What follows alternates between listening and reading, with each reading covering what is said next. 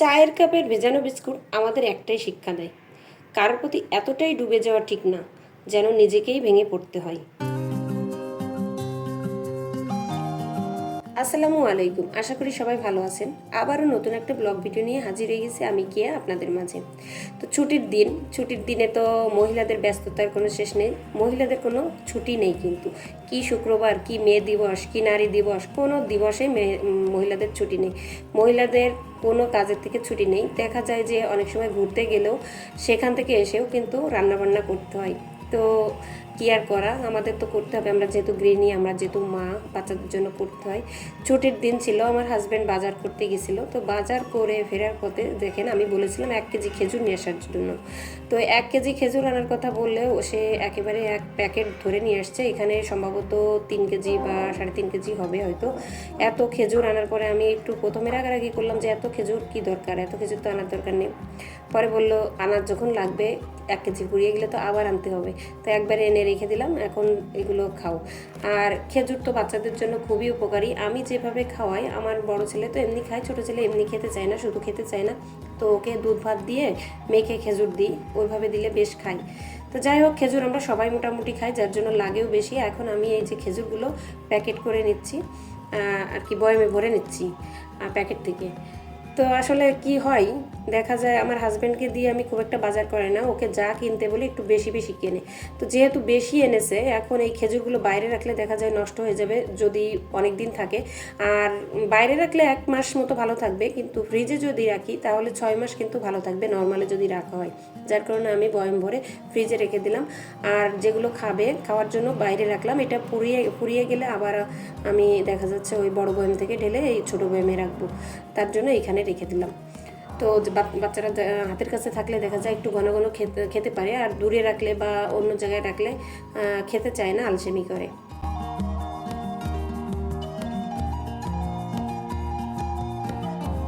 আর এদিকে শুক্রবার বাজার করতে পাঠিয়েছিলাম, তাকে বলেছিলাম যে কয়েক প্রকার মাছ নিয়ে আসতে, ছোটো মাছ দিয়ে বড় মাছ দিয়ে আর কি মিশিয়ে। আর সে মাছ নিয়ে আসছে শুধুই বড় মাছ। আর দেখেন কত বড় সাইজের মাছ, তাও আবার কেটে নিয়ে আসিনি। এখন এটা কি বাসায় কাটা সম্ভব? তো বাসায় নিয়ে আসার পরে যেটা হয়, বকাবকি। তো একটু রাগ করার পরে সে বলছে যে তোমার তো কাটতে হবে না, আমি কাটবো, তুমি ভিডিও করবা বলেই না আমি নিয়ে আসছি। তো আমি ভিডিও করা তো যেমন তেমন, এই কাটাকাটি করার তো ঝামেলা। তো যাই হোক, রাগারাগি করার পরে দেখি সে নিজেই কাটছে, তার জন্য আমি আর রাগ করলাম না। আর সে এত সুন্দরভাবে কাটলো, আসলে আমি হলে জীবনেও পারতাম না। সে সুন্দরভাবে কাটছে আর বলছে দেখো আমি তোমার কত সুন্দর করে কেটে দিই। তো কাটতে কাটতে মাছের আঁশটা একটা ছুটে তার মুখে এসে লেগেছে। আমি একটু ওড়না দিয়ে পরিষ্কার করে দিলাম।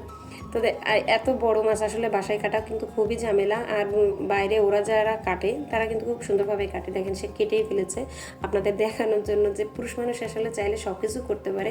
তো কিছু কিছু পুরুষ মানুষ আছে একদম ঘরে কাজ করতে চায় না, আবার কিছু কিছু পুরুষ মানুষ আছে না, মোটামুটি করে। আমার হাজব্যান্ড এদিক দিয়ে আমাকে হেল্প করে।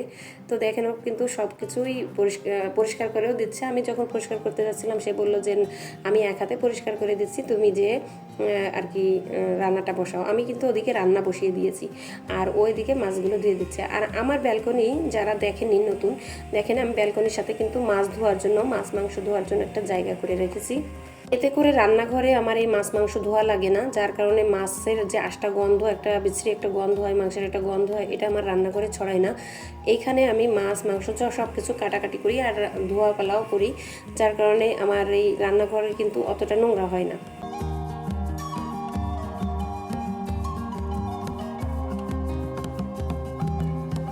আজ আমি দিনের বেলা ভয়েস দিচ্ছি, কারণ আমি একটু পরে ভিডিওটা ছাড়বো, যার কারণে আমাকে এখনই ভয়েস ওভার করতে হচ্ছে। আর আমার চারিদিকে কাজ চলছে, তো অনেক বেশি শব্দ। এদিকে আমি রান্না কিন্তু বসিয়ে দিয়েছি অলরেডি। আর আদা ফুরিয়ে গেছে, তখন আমি ডিপ থেকে যে অনেকগুলো আদা ছুলে রাখছিলাম, বের করে দেখি একেবারে শক্ত হয়ে আছে। ব্লেন্ডার করতে গেলে ব্লেন্ডারের সমস্যা হবে, তার কারণে আমি একটু ওভেনে গরম করে নিব। একটু হালকা তাপ দিলে আর কি এটা নর্মাল হয়ে যাবে, যার জন্য আমি একটা আর কি ওভেনে দিয়ে দিলাম। আর এই ওভেন সম্পর্কে অনেকে অনেক রকম কমেন্ট করেন, অনেক রকম রেসিপি চান। তো আমি কিন্তু আপনাদেরকে একটা ভিডিওতে দেখিয়েছি, বলে দিয়েছি এই ওভেনে আসলে আমার 1 বছর পর্যন্ত ভালোভাবে সার্ভিস দিয়েছে। আর এখন সত্যি কথা বলতে এটা শুধুমাত্র গরম করা ছাড়া কোনো কাজ করে না। এটা কোনো কিছু করতে গেলে বিচ্ছিরি আকারে একটা ধোঁয়া বের হয় আর একটা গন্ধ বের হয়, যার কারণে আমি ভয়েই চালাই না। তো অনেকে কিন্তু এই কথাগুলো বলেন যে আপু আমার এই সমস্যা হচ্ছে, ওই সমস্যা হচ্ছে। আগে মনে করতাম যে না, তাদের মনে হয় ওভেনের সমস্যা, এখন দেখি যে আমার ওভেনেও এই সেম সমস্যা। তো আসলে এই ওভেনগুলোরই সমস্যা। এই ওভেন সম্পর্কে আরও যদি ডিটেলসে কেউ কিছু জানতে চান, আমি অন্য একটা ভিডিওতে ওভেন সম্পর্কে জানাবো। আর দেখেন আমি আদাটা মাত্র কয়েক সেকেন্ডের জন্য দিয়েছিলাম, আদাটা কিন্তু একেবারে নরম হয়ে গেছে আর অলরেডি আমি ব্লেন্ডারও করে ফেলছি। তো আসলে আমি রান্না কিন্তু এপাশে বসিয়ে দিয়েছি, আমার হাজব্যান্ডকে দেখেছি আমার পাশে কাজ করছে। আর আপনাদেরকে সাথে আমি এখন থেকে নিয়মিত ব্লগ ভিডিও শেয়ার করব, কারণ আমি আসলে মূলত আমার এই চ্যানেলটা ব্লগ ভিডিওর জন্যই তৈরি করেছিলাম। মাঝখানে দেখা যাচ্ছে যে আমার টিপস ভিডিওগুলো ভাইরাল হতে ওদিকে চলে গিয়েছিলাম। তো আমার যত টিপস আছে আমি ব্লগ ভিডিওর মাধ্যমেই শেয়ার করব। আশা করি আমার ভিডিও যারা নিয়মিত দেখেন বা ভালোবাসেন তারা নিয়মিতই দেখবেন। আর এই যে আমি এদিকে ব্লেন্ডারও করে ফেলছি। আর দেখেন আমি একজনকে বলেছিলাম যে আমাকে একটু ভিডিও করে দাও, তো দেখেন কি অবস্থা ভিডিও করার। তো আমরা যেহেতু স্ট্যান্ডে দিয়ে ভিডিও করি, এক জায়গায় স্থির থাকলে কিন্তু ভিডিওর মান অতটা বেশি সুন্দর হয় না। কেউ যদি ভিডিওটা ধরে সুন্দরভাবে করে দেয় তাহলে সে মানটা ভালো হয়। তো বাসায় কাউকে দিয়ে যদি আমি ভিডিওটা করাতে চাই তাহলে যাচ্ছে তাই হয়ে যায়।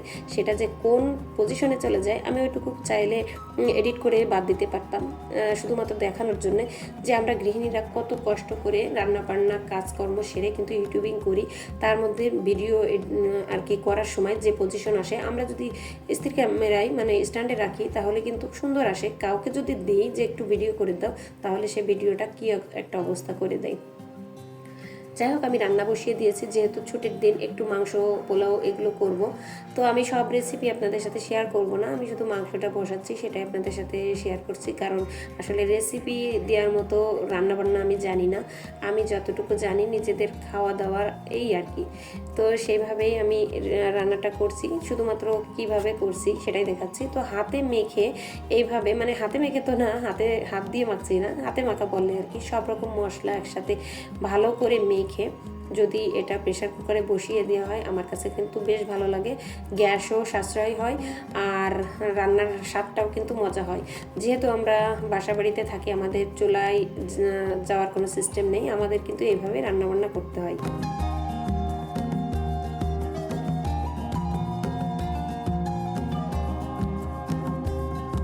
এই গাছের নাম কি জানেন আপনারা? এই গাছের নাম হচ্ছে লজ্জাবতী। তো এরা এতটাই লজ্জা পায় যে হাত দিলেই লজ্জা একেবারে চোখ বন্ধ করে থাকে। যাই হোক, এই গাছগুলো দেখলেই আমি এই কাজটা করি।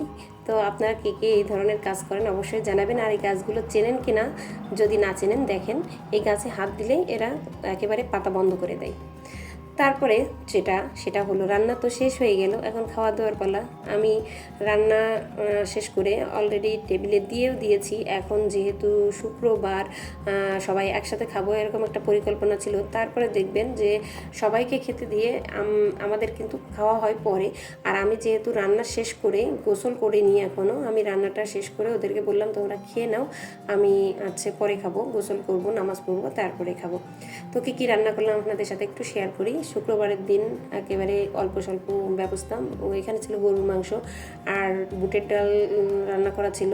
একটু ঘন করে রান্না করতে চেয়েছিলাম কিন্তু পাতলা হয়ে গেছে, আর একটু পোলাও রান্না করা ছিল। এই আর কি আয়োজন, যেহেতু আমরা নিজেরাই, তো বেশি কিছু আয়োজন না, এইটাই। তো এটা করতে গিয়ে আমার অনেকটা সময় চলে যায়, কারণ ওই যে মাছ নিয়ে আসে এগুলো পরিষ্কার করে দেয় আমার হাজব্যান্ড, ঠিক আছে, কিন্তু বাকিটা যে নোংরা হয়ে থাকে এগুলো পরিষ্কার করে পরিচ্ছন্ন করে সব কিছু করে গোসল করতে করতে আমার দেখা যায় অনেকটা সময় চলে যায়। যার জন্য রান্না টান্না করে ওদেরকে বললাম তোমরা খেয়ে নাও। আমার হাজব্যান্ডের একটা পেজ আছে, তো বললো যে একটু তুমি ওটা আর কি খুলে রাখো, আমি একটু দেখি, একটু ভিডিও করি। তো যাই হোক ভিডিও করলো, আর এই যে ওরা তিনজনে খাচ্ছে, আমি ওদেরকে বললাম যে তোমরা খেয়ে নাও, আমি গোসলটা করে আসি। তো আমার ছোট ছেলে তো একদম নিজে হাতে খেতে চায় না, খাইতে গেলে ওর মোবাইল লাগে। দেখেন খাইতে দিয়েছি, খাওয়া তো যেমন তেমন, সে মোবাইল নিয়েই বসে আছে।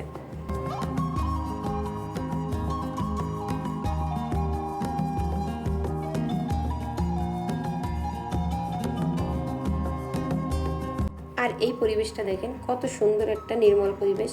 এরকম একটা পরিবেশে গেলে মনটাও কিন্তু ভালো হয়ে যায়। যদি মন খারাপ থাকে তাহলে এরকম একটা পরিবেশে গিয়ে চুপচাপ বসে থাকলেও মনটা ভালো হয়ে যায়।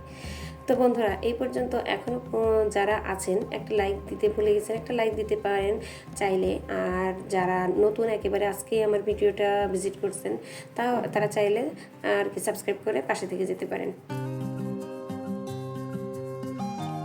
আজকের ভিডিও এই পর্যন্তই। আগামীতে আবারও নতুন ব্লগ ভিডিও নিয়ে আপনাদের মাঝে হাজির হয়ে যাব। সে পর্যন্ত সবাই ভালো থাকবেন, সুস্থ থাকবেন। আল্লাহ হাফেজ।